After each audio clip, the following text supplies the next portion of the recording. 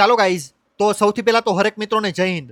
Stock માર્કેટની અંદર આજથી મેં જે છેલ્લો વિડીયો અપલોડ કર્યો ને એની અંદર એક કોમેન્ટ આવી હતી કે ભાઈ મને 10 થી 15 કંપની વિશે વાત કરો, એના વિશે વાત કરો અને કઈ કંપનીઓ સારી છે ને તમારા માનસિકતા અનુસાર એના નામ લ્યો, તો અમને ખબર પડે કે ભાઈ કઈ કંપની સારી છે અને ક્યારેક એમાં રોકાણ કરાય. તો સૌથી પહેલો નિયમ 25% વાળો મેં તમને કહી દીધો. કોઈ પણ કંપની હોય, કોઈ પણ ગ્રુપ હોય, કોઈ પણ સેક્ટર હોય, મિનિમમ શેર 20 થી 25% નીચે આવે ને ત્યારે તમે ફ્રેશ ઇન્વેસ્ટમેન્ટ કરી શકો. પહેલી વાર રોકાણ કરવાનું થાય ને ત્યારે તમારે કરવાનું હોય. ગમે ત્યારે સવારે ઉઠીને કરી દો તો એ રીતે રોકાણ ન હોય. મિનિમમ તમને જે કંપની ગમે છે એનો શેર 20 થી 25% નીચે પડે અને એનો ધંધો ભવિષ્યમાં સારો ચાલવાનો હોય ને, ખબર હોય ને કે ભાઈ આની ડિમાન્ડ રહે જ તે, એમાં તમારે એવરેજ કરવાની છે. બરોબર. હવે એના હું તમને સેક્ટર પણ દઉં છું અને એની થોડી ઘણી કંપની પણ કહું છું. તો સૌથી પહેલી કંપની છે રિલાયન્સ ઇન્ડસ્ટ્રી. આ કંપની કામ શું કરે છે? રિલાયન્સ ઇન્ડસ્ટ્રી પાસે છે ને એક ધંધો નથી ભાઈ, ડઝનો ધંધા છે. મતલબ કે 12થી વધારે બિઝનેસ આ કંપની પાસે છે. પેટ્રોલ ડીઝલ વેચે છે, કપડાં પણ વેચે છે, શાકભાજી પણ વેચે છે અને કોઈ પણ બીજા ઇલેક્ટ્રોનિક આઇટમ આ વસ્તુઓ પણ વેચે છે. બરોબર. તો ઇન્ડિયા માટે કાલે ઉઠીને દરેક માણસ પાસે જેમ જેમ આગળ વધશે, નોકરી ધંધો કરશે, પૈસા કમાશે, એ રીતે એની જરૂરિયાત વધશે. ફોન છે તો મોંઘો ફોન લે, ગાડી છે તો મોંઘી ગાડી લે, ઘર છે તો બંગલો લે. તો આ બધી વસ્તુઓનું છે ને કન્ઝપ્શન થાય, મતલબ કે ઉપયોગ, ગહારો, લોકો લગાતાર લેતા રહે. તો આ કંપનીનું કામ શું છે ભાઈ? સ્પેશિયલી આનું રિટેલ ઇન્વેસ્ટર, રિટેલ બિઝનેસ, કે ભાઈ સામાન્ય માણસને જે જીવન જરૂરી વસ્તુ હોય ને એ વસ્તુની પ્રોડક્ટ અને સર્વિસ સેલિંગ કરવાનું છે. ઓકે. રિલાયન્સ ઇન્ડસ્ટ્રી આ કંપની છે ને લાખો કરોડોની છે, નાની કંપની નથી. અને આની અંદર તમારે રૂપિયા શોર્ટ ટર્મમાં બનાવવું હોય ને કે ભાઈ ટૂંકા ગાળામાં મારે રૂપિયા બનાવવા છે, તો આ કંપનીમાં ન બને. આ કંપની કોના માટે છે? જેની પાસે મોટી રકમ છે, હજારો કરોડનો માણસ હોય ને એને અગર શોર્ટ ટર્મમાં રૂપિયા નથી કમાવા, 5 વર્ષે પૈસા ડબલ જોતા છે અથવા તો 7 વર્ષે થાય તો પણ ચાલે, એ માણસ માટેની કંપની છે. હું તમને ખાલી કંપની રોકાણ કરવાની વાત નથી કરતો, ખાલી કંપનીનું એજ્યુકેશન કે ભાઈ આ માનસિકતાથી વિચારવાનું હોય. કંપની સ્ટોક માર્કેટમાં લિસ્ટેડ હોય તો બધી કંપનીમાં રોકાણ કરવાનું ન હોય અને બધી કંપની તમારા માટે સુટેબલ પણ ન હોય. ઘણી કંપનીઓ તમારા વિચારધારા બહારની હોય, ઘણી કંપની તમારી માટે જ બની હોય અને ઘણી કંપની તમારી માનસિકતાથી નીચેની કંપની હોય, જેમાં રિસ્ક અને રિવોર્ડ વધારે હોય, ઘણામાં રિસ્ક અને રિવોર્ડ ઓછું હોય અને જેમાં બે વસ્તુ તમારી ઈચ્છા અનુસાર ચાલતું હોય કે ભાઈ તમે રિસ્ક પણ લઈ શકો અને રિવોર્ડ પણ મેળવી શકો. તો આ કંપની છે ને પૈસાવાળા માટેની કંપની છે. આની અંદર તમે પણ રોકાણ કરી શકો, પરંતુ તમારો વ્યૂ લોંગ ટર્મનો હોવો જોઈએ. મિનિમમ 7 વર્ષ, 5 વર્ષ, તો તમે આમાં રૂપિયા કમાઈ શકો. બાકી તમે 2-4 વર્ષ માટે જાઓ ને તો આમાં રૂપિયા ન બને. કેમ? કંપની મોટી છે અને કંપની જેટલી મોટી હોય ને એટલો તમને રૂપિયો લેટ બનાવીને આપે. કેમ? 1000 કરોડની કંપની 2000ની થાય ને તો એના માટે વર્ષ લાગે, પરંતુ 1 કરોડની કંપની 2 કરોડની ક્યારે થાય? સિમ્પલ વસ્તુ છે ભાઈ. 1000 કરોડ કરતા તો જલ્દી જ બનશે ને ભાઈ 2 કરોડ. તો એ કંપનીમાં ગ્રોથ એ રીતનો છે, પરંતુ ગ્રોથ માટે ખાલી ત્યાં જવું એ સારું ખરાબ? કેમ? 1 કરોડની કંપની ગમે ત્યારે ડીલિસ્ટ થઈ જાય ભાઈ, ગમે ત્યારે ધંધો બંધ થઈ જાય, ગમે ત્યારે ફ્રોડ બહાર આવશે. હજમ થાય? હજમ થાય એમ હોય તો તમે 1 કરોડ વાળી કંપની લઈ લો, એના શેર તમે લઈ શકો, પૈસા ડૂબી જાય, ચાલે એવું હોય. કોઈને એમ ન કેવું પડે કે ભાઈ તારી લીધે પૈસા ડૂબ્યા છે. તમે એમ કહો કે ભાઈ હું તારો વિડીયો જોતો તે મને કીધું મારા પૈસા આમાં ડૂબ્યા, તો આ માનસિકતા ત્યાં ન ચાલે. તમે પૈસા ઉપર રિસ્ક લેવા તૈયાર હોય, તમારે પૈસા ડૂબાડવાની હિંમત હોય ને કે ભાઈ પૈસા ડૂબી ગયા તો ડૂબી ગયા, મને કોઈ ચિંતા નથી, મારે કોઈની હારે કોઈ પ્રોબ્લેમ નથી, તો તમે એવી કંપનીમાં રોકાણ કરી શકો. તેમાં small cap, nano cap, micro cap, આ બધી કંપનીઓ 70 થી 80% કંપનીઓ છે ને માત્ર ટાઈમ પાસ કરે. માત્ર 30% કંપનીઓ એવી હોય કે ભાઈ હકીકતમાં ક્યાંક લાઈફમાં આગળ વધે. બાકી બધી કંપનીઓ તમને નેટ ટ્રેપમાં રાખશે. તમને લાગશે બહુ સારી, ધંધો સારો હશે, ભવિષ્ય હોત દેખાતું છે, પરંતુ ભાગશે નહીં. વર્ષો સુધી બેસશો ને, દશકો સુધી, તો પણ ભાગશે નહીં ભાઈ.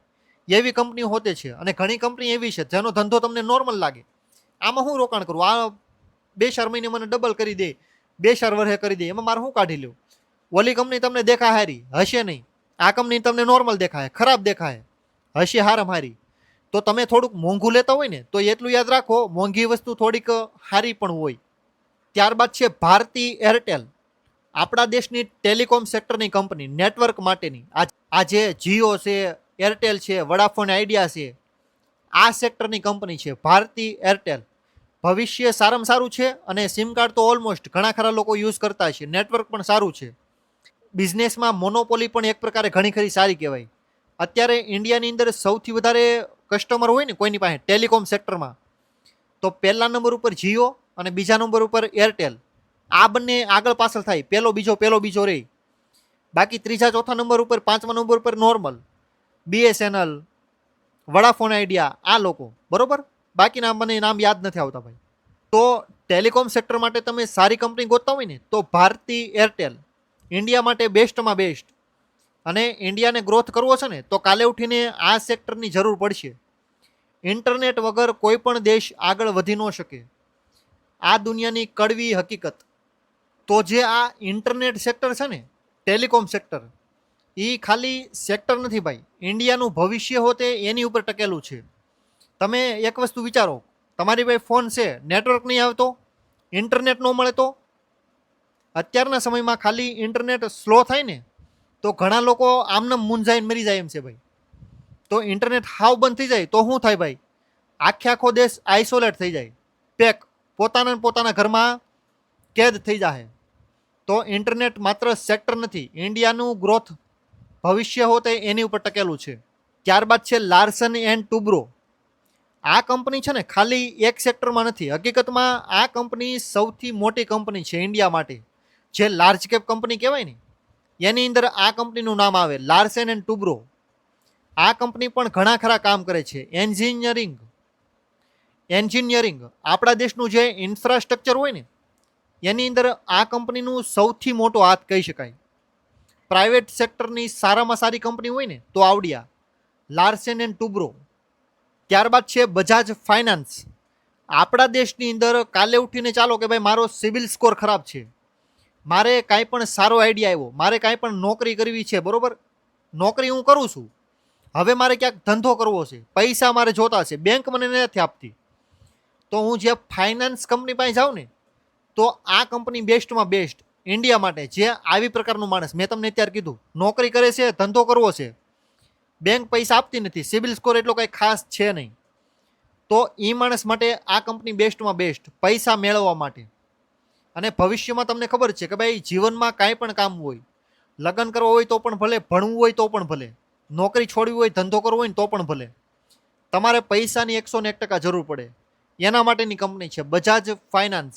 બજાજ ફાઇનાન્સ છે ને આ કંપનીનું ગ્રુપ કયો તો પણ ભલે અને આ કંપની ગણો ને તો પણ ભલે. ફંડામેન્ટલી મજબૂત અને સારી કંપની છે, પરંતુ નિયમ એકદમ ક્લિયર છે ભાઈ. લાર્જ કેપ કંપની હોય ને તો એને મિનિમમ 10% પડવા દો. લાર્જ કેપ કંપની તમને 10-15% નીચે મળે ને તે સારું.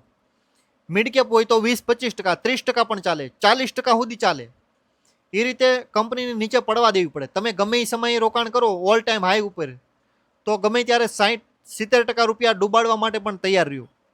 સ્ટોક માર્કેટની અંદર તમારે અગર રૂપિયા કમાવા છે ને તો આ નિયમ તમે લખી નાખો ભાઈ. કોઈ પણ કાગળ ઉપર, કોઈ પણ તમારી સ્પેશિયલ બુક હોય ને એમાં આ વસ્તુ લખી નાખો. Large cap, small cap, mid cap, micro cap, nano cap, કોઈ પણ હોય, કંપનીનો શેર સાઇઝ હોય ને કંપનીની એ પ્રમાણે નીચે પડે ને ત્યારે એને લ્યો. ગમે એ સમયે, ગમે ત્યારે, સવારે, બપોરે, સાંજે આપણે દવા લેતા હોય ને એમ નથી લેવાના શેર. મિનિમમ 20-25% તૂટવો જોઈએ. ઓકે. ત્યારબાદ મોટી કંપની હોય, ન પડે એમ હોય તો પછી એ ઓછો તૂટે ત્યારે લઈ લો. બહુ કંપની પડતી હોય તો એને વધારે પડે પછી લઈ લો. આ રીતની માનસિકતા રાખો. શેર એટલીસ્ટ નીચે પડવો જરૂરી છે. 5%, 25%, 50%, 60%. લોકો એવરેજિંગ છે ને 85% સુધી કરે. 100 રૂપિયાનો શેર 15 રૂપિયાનો થઈ જાય ને ત્યાં સુધી લોકો એવરેજિંગ કરે. પરંતુ એવરેજિંગ ક્યારે કેટલી કરવી ને એ એને ખબર ન હોય. પહેલો નિયમ, તમે પહેલી વાર શેર ખરીદો ને ત્યારે મિનિમમ 20% નીચે લેવાની કોશિશ કરો, મિનિમમ. પછી આગળ પાછળ થોડું ઘણું આમ તેમ ચાલે.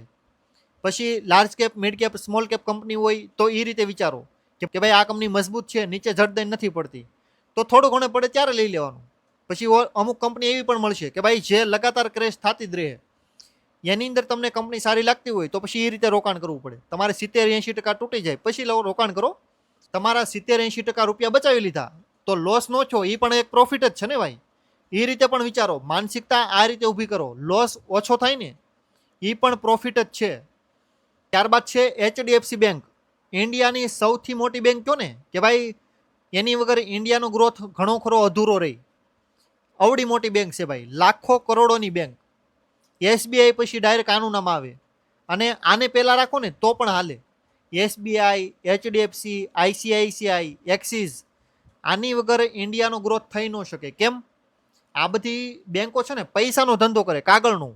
લોન આપે, લોકો પાસે FD કરાવે. આજે પૈસા હેન્ડલ કરવું હોય ને એ અહીંથી થાય દેશનું, કે ભાઈ આખી આખી સિસ્ટમમાં પૈસો સર્ક્યુલેટ કરે.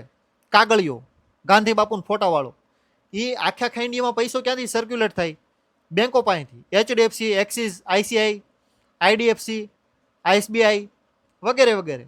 Bank of Baroda, bank of India, આ બધી બેંકો ન હોય તો ઇન્ડિયાની અંદર પૈસો સર્ક્યુલેટ કઈ રીતે કરવો મારે ભાઈ? તો એટલા માટે આ સેક્ટર ભવિષ્યમાં ભાગશે. અને તમને ખબર જ છે કે ભાઈ આજના સમયમાં લોકોને મા બાપ નથી જોતા, પૈસા પહેલા જોતા, મા બાપ નહીં. આ હકીકત છે. અને પૈસા જોતા છે તો બેંકની જરૂર પડશે. બેંક વગર RBI પણ લાંબુ કંઈ કરી નહીં શકે. સિસ્ટમ મજબૂત હોય ને એ મહત્વનું છે. માત્ર એક માણસ મજબૂત હોય એ મહત્વનું નથી. RBI બહુ સારી હોય, નીચે કોઈ બેંક જ એવી ખાસ ન હોય તો આખે આખું ઇન્ડિયા છે ને તાશના પત્તાઓ હેઠા પડે ને એમ પડી જાય. પરંતુ બેંકો મજબૂત હોય અને RBI ખોખલું હોય તો કાંઈ લેવાનું જ ન હોય તો એમાં છોકરું હાવ બગડેલું નીકળ્યું તો RBI તો પણ દેશ હેઠો પડે. આ બંને વસ્તુ મજબૂત હોવી જોઈએ. બેન્કિંગ આખું સેક્ટર અને બેંકને હેન્ડલ કરે ને central bank, reserve bank of India, આ બંને મજબૂત હોવો જોઈએ ત્યારે દેશ આગળ ગ્રોથ કરે, બાકી કરી ન શકે. ત્યારબાદ છે મારુતિ સુઝુકી. ઇન્ડિયાની અંદર 10 કાર વેચાય ને એમાંથી 6 થી 7 કાર આ કંપનીની હોય, મારુતિ સુઝુકીની. આ કંપની ક્યાંની છે? જાપાનની કંપની છે મારુતિ સુઝુકી. આ શબ્દ છે ને સુઝુકી, જાપાનનો શબ્દ છે. અને ઇન્ડિયાની અંદર તમે વિચાર કરો એની મોનોપોલી અથવા તો એનું માર્કેટ સાઇઝ જુઓ. ઇન્ડિયાની અંદર ઇન્ડિયાની કંપની જેટલી કારનો વેચે ને એનાથી વધારે આ કંપની કાર વેચે. જાપાનની માનસિકતા તમે જોઈ? ઇન્ડિયાની અંદર જન્મો છે ને તો ઇન્ડિયા વિશે નથી ખબર એને કે કઈ રીતની કાર બનાવતો સૌથી વધારે લોકો લઈ. ઓલો ઇન્ડિયાની બહાર જન્મો છે, કંપનીનો માલિક, કંપનીનું મેનેજમેન્ટ, છતાં પણ એને ઇન્ડિયાની માનસિકતા ખબર છે કે ભાઈ આ કાર બનાવશો ને તો ઇન્ડિયાવાળા 101% લે. આ રીતની માનસિકતા છે આ કંપનીની કે ભાઈ એવી કાર બનાવો, સસ્તી, સારી, affordable and reasonable and profitable, company માટે પણ સારી અને ગ્રાહક માટે પણ સારી. મારુતિ સુઝુકી 10માંથી 6 કાર હજી હાલની ડેટમાં 2026માં વેચે છે. તો આ કંપની કેટલી મજબૂત હોય ને તમારી રીતે વિચારી લો. રૂલ્સ એક જ તે, શેર નીચે પડે ત્યારે લેવાનું, બાકી નહીં. ત્યારબાદ છે Eicher motor, royal Enfield, bullet. હવે આ બાઇકનો ક્રેઝ કેટલો છે ને એ મારે તમને કહેવાની જરૂર નથી ભાઈ. રોયલ એનફિલ્ડ, બુલેટ, આ વસ્તુ પાછળ છે ને તમે 100 લોકોને પૂછો ને એમાંથી 80 લોકો એમ કહે કે ભાઈ બુલેટ તો લેવાય, બાઇક હોય તો બુલેટ. આ વસ્તુનો ડાયલોગ મારશે જ ભાઈ. ભલે પછી આવડે ન આવડે, હકાવી શકે, વજન ઉપાડી શકે, ન ઉપાડી શકે, એ બધી સાઈડની વાત. પરંતુ એકવાર તો એમ કહે કે ભાઈ બુલેટ બાઇક તો છે ભાઈ, માનવું પડે. અને આ વસ્તુ તમે હું નહીં, 80% લોકો માને ને એટલે સમજી લેવાનું ભાઈ વસ્તુમાં ક્યાંક છે. આ કંપની બાઇક જે છે બુલેટ, એ બુલેટ છે એ પ્રોડક્ટ કઈ કંપનીની છે? આઈસર મોટરની. એક સમયે એક ડાયલોગ હાલતો અને હકીકત હોતો હતો.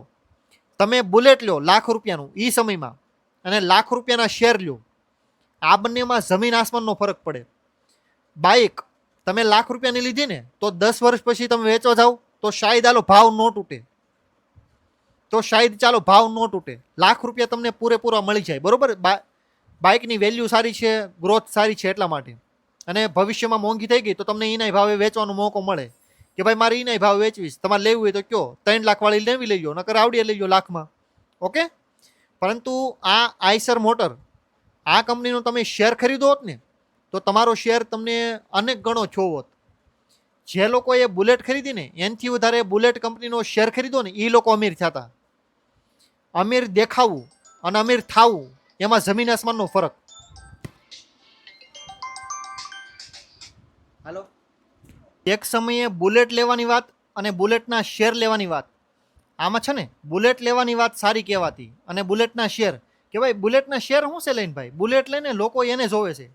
પરંતુ યાદ રાખો હંમેશા, જે જગ્યાએ અંધારું હોય ને ત્યાં સાચા હીરા ઘણીવાર હોય, જીવનમાં અને આ દુનિયામાં બંને જગ્યાએ.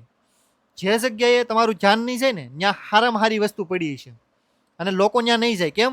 બીજા નથી જતા તો આપણે શું જાવ, ત્યાં કાંઈ ન હોય. બસ આ વિચારધારા ઉપર આખે આખું સમય પૂરો થાય. તો કહેવાનો મતલબ એટલો કે એ સમયમાં લોકોને બુલેટ ગમતી, બુલેટ કંપનીના શેર નહીં. કેમ કે શેર તો એ નાનો જ હતો ભાઈ, પરંતુ જેમ જેમ કંપનીની પ્રોડક્ટ વેચાણી ને આ બુલેટ, એમ એમ કંપનીનો શેર મોટો થતો ગયો, 10 ગણો 20 ગણો જે ગણો એ. બરોબર. પછી આ શેર ભાગી ગયો ને ત્યારે લોકોને ખબર પડી કે ભાઈ આખી ગેમ રમાણી ક્યાં, બુલેટમાં કે બુલેટના શેરમાં. કોઈ પણ કંપનીનો શેર ભાગે ક્યારે? જ્યારે એની સર્વિસ અથવા તો પ્રોડક્ટ સેલ સારામાં સારી થાય ને, એની અંદર એનું માર્જિન, કે ભાઈ 100 રૂપિયાની વસ્તુ બનાવી 150-200 રૂપિયામાં વેચી, આ રીતની કંપની હોય ને ત્યારે એ કંપની સારામાં સારો ગ્રોથ કરે, એનો શેર અનેક ગણો થાય. માર્જિન એ સારું, સેલ્સ એ સારું, અને પ્રોફિટ સારામાં સારું, અને મેનેજમેન્ટ પણ સારું, સમય એ સારો, અને ડિમાન્ડ એ સારી. જ્યારે આ બધી વસ્તુ આખે આખું સર્ક્યુલેશન ભેગું થાય ને ત્યારે તમને મલ્ટીબેગર સ્ટોક મળે, એની પહેલાં ન મળે. અને આ કંપનીમાં એ વસ્તુ ભેગી થઈ ગઈ હતી, લોકોને ખાલી બુલેટ દેખાણી, બુલેટ પાછળની જે સ્ટોરી હતી ને એ લોકો સમજી ન હોય. કા આઈસર મોટરનો શેર નો લીધો, આઈસર મોટરની બુલેટ લઈ લીધી, 1,00,000-2 લાખની ભલે આવ્યું એ સમયમાં જે હોય ભાવ, પરંતુ અત્યારે શેર 10 ગણો થઈ ગયો, બુલેટનો ભાવ એમનેમ છે. સમજાય છે? ડિમાન્ડ પૂરેપૂરી છે, કંપની પણ પૈસા કમાય છે. શેર જેને લીધા ને માલિક હતો, એ દેખાતો તો ફાટલા કપડામાં નોર્મલ. શેર જેને લીધો ને એ માણસને ઘણા લોકોએ એ સમયે કીધો કે ભાઈ આ તો ગાંડો, આને કંઈ ખબર ન પડે. ફાટલા કપડા હતા ને તો એ માલિક હતો, અને આને bullet, suit boot, hello hi, good morning, good night, what's up dude, everything is fine, આવી રીતે ઇંગ્લિશ બોલતો હોય છે, સૂટ બૂટ ટાઈમ આવે છે. પરંતુ હકીકતમાં નોકર હતો, એક સામાન્ય માણસ જે ભ્રમ ઊભો કરતો હતો કે ભાઈ દેખાય બહુ સારો, બહુ મોટી હસ્તી દેખાય, હકીકતમાં અહીંથી ખાલો, અને ઓલો દેખાય હાવ ખાલો, હકીકતમાં ભરેલો. આનામાં જેટલું નથી ને એનાથી 4 ગણું એનામાં હતું. દેખાણું નહીં ને એમાં લોકો ઘા ખાઈ ગયા, ખબર ન પડી હું ગેમ આવી ગઈ નહીં. ત્યારબાદ છે આઈટીસી. આ કંપની પણ સારામાં સારી છે ઇન્ડિયા માટે. એફએમસીજી સેક્ટરમાં સારામાં સારું કામ કરતી હોય ને તો આ કંપની. અને આ કંપની પણ એક ઘણી ખરી મોટી કંપની છે, અને મોટું ગ્રુપ જ છે એક પ્રકારે, એમ સમજી લો. કેમ કે આનો ધંધો છે ને હોટલનો પણ છે, સિગરેટનો છે, એફએમસીજીનો છે. શેર સાઈડ ડીમર્જર એ થયો છે, એ તમારી રીતે તમે જોઈ લેજો, ન ખબર પડે તો પૂછજો, હું તમને જવાબ આપીશ. ત્યારબાદ છે સન ફાર્મા.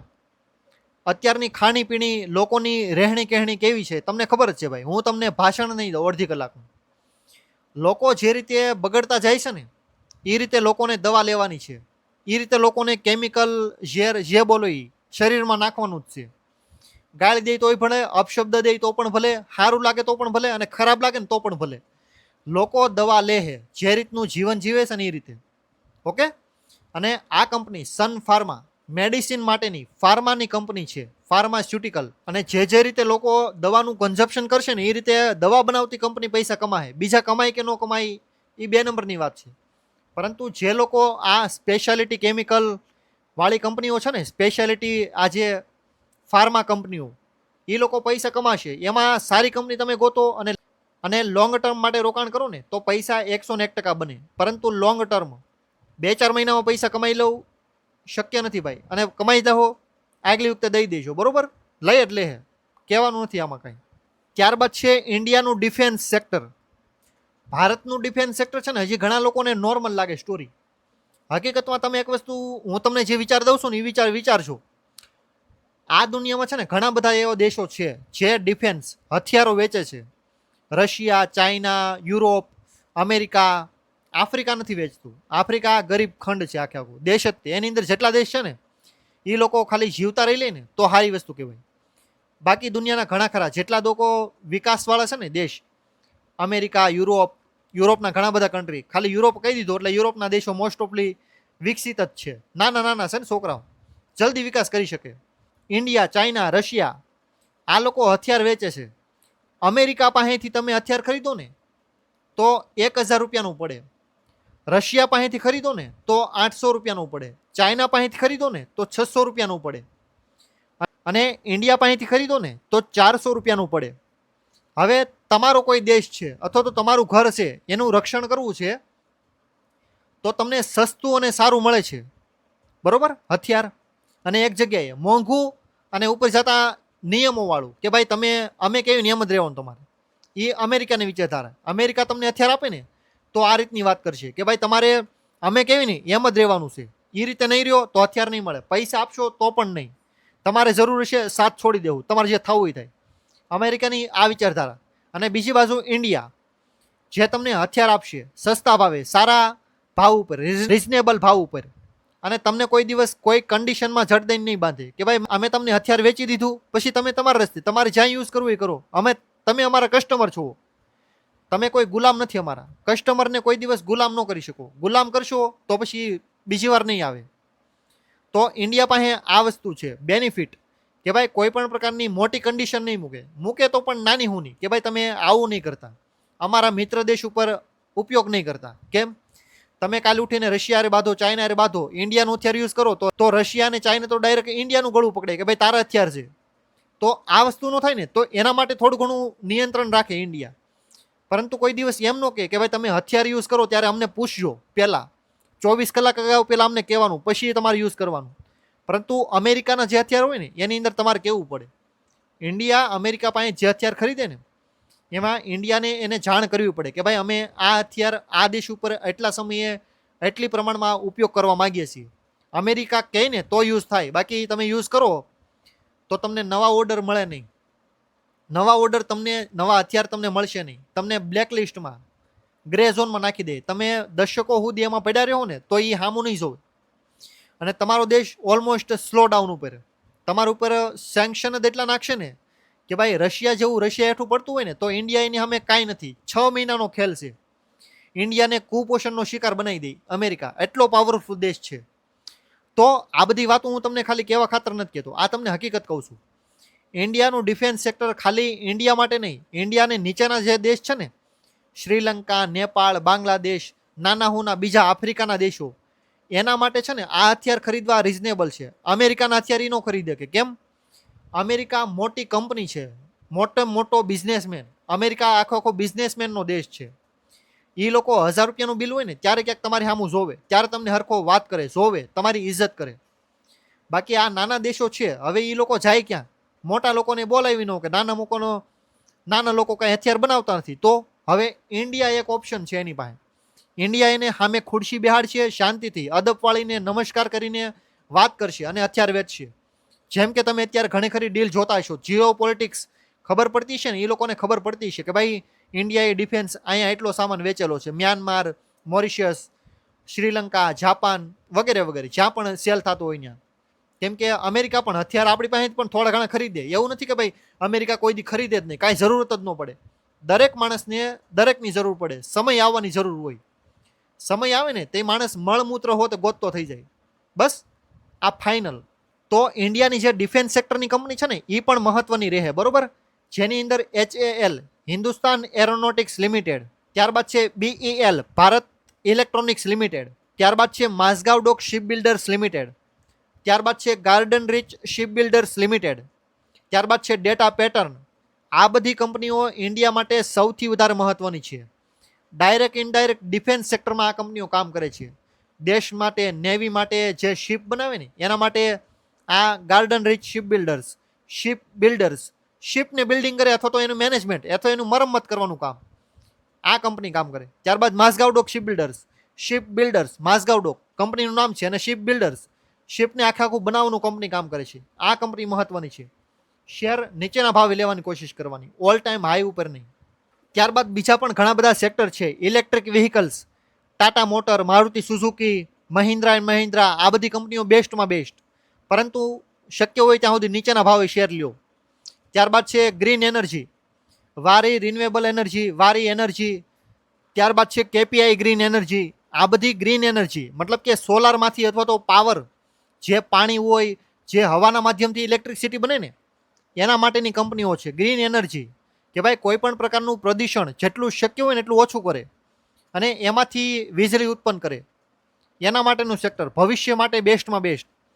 ઓલમોસ્ટ દરેક દેશની ઇકોનોમી, આખા ઓલ ઓવર વર્લ્ડની ઇકોનોમી જોવો ને તો ગ્રીન એનર્જી બાજુ વળે છે. કેમ? પ્રદૂષણ થાય તો લોકો મરશે તો ટેક્સ નહીં મળે. સરકારોને ના છૂટકે પણ આ વસ્તુ વિચારવી જ પડશે.